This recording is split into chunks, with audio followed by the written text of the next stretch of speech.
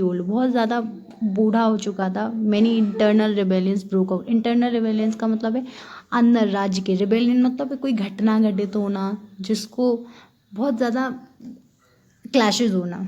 During this rain and he spend most of his life suppressing them. और पूरी life उसने यही किया कि उन रिबेलियन को सप्रेस करने की कोशिश की। सप्रेस का मतलब उनको नीचे दबाने की कोशिश की। He was assassinated by his Neiphiu Alauddin Khilji. Alauddin Khilji को तो सब जानते हैं। 1296 में उसने अपने अंकल को मार दिया। नेफ्यू था उसका, भतीजा था, उसने अंकल को मार दिया। फिर अलाउद्दीन खिलजी आया। Alauddin Khilji became the sultan by assassinating his predecessor.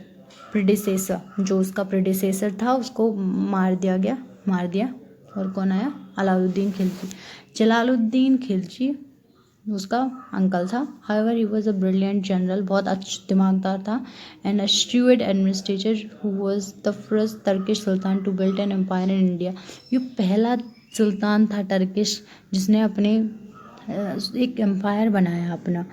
His period saw immense expansion of the Delhi sultanate as Gujarat, Malwa, Ranthambore, Chittor and Jalore became a part of the sultanate. ये सारे जो एरियाज थे, गुजरात, मालवा, रणथंबोर, चित्तौड़, सब उसके कब्जे में चले गए दिल्ली सल्तनत के। The conquest of Gujarat was because of his attraction to the tremendous. उसने उसको गुजरात को क्यों अपने कब्जे में लाया?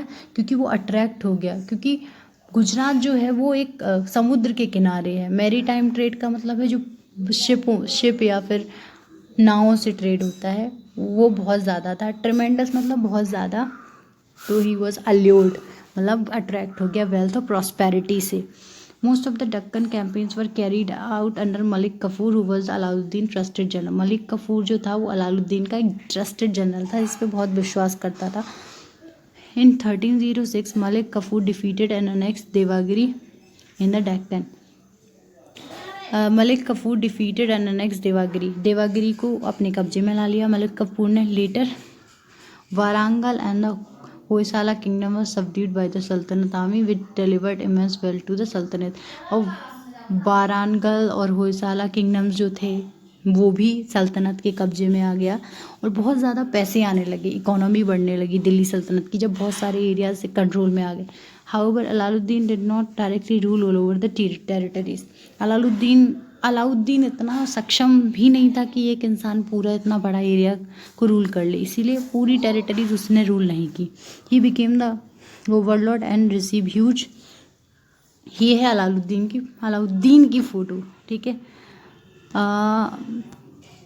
अलाउद्दीन खिलजी ने क्या किया, वो लॉर्ड बन गया सबका और उसे बहुत ज़्यादा प्रॉफिट होने लगा, वो राजा के तौर पे माना जाने लगा। अलाउद्दीन खिलजी जो था उसने भी स्पाई सिस्टम चलाया बलबन की तरह। और स्पाई सिस्टम मतलब किसी के पीछे उसकी सारी जानकारी निकालना ताकि वो नोबिलिटी को कंट्रोल रख सके। नोबिलिटी एक बहुत ही ज़्यादा खतरनाक चीज़ थी उस टाइम पे। अगर किंग को पावर में रहना पड़ता था तो नोबिलिटी को मेंटेन करके रखना पड़ता था। ही वेंट वाइन जो थी parties among the nobles since he was again excessive intelligence.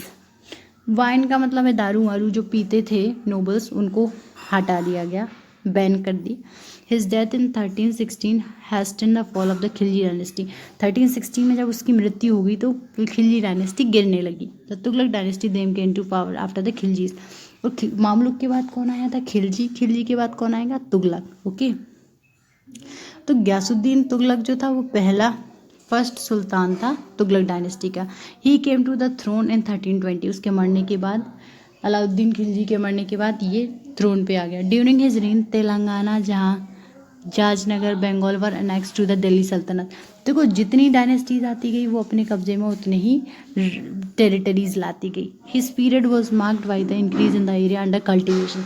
जो एग्रीकल्चर का एरिया था उसने उसको बढ़ाने की कोशिश की क्योंकि एग्रीकल्चर एक बहुत ही बड़ा सोर्स है रेवेन्यू का। He had brought about steps taken up to improve the state finance। State के फाइनेंस का मतलब होता है इकोनॉमी को सही करने के लिए, बढ़ाने के लिए उसने बहुत सारे स्टेप्स उठाए।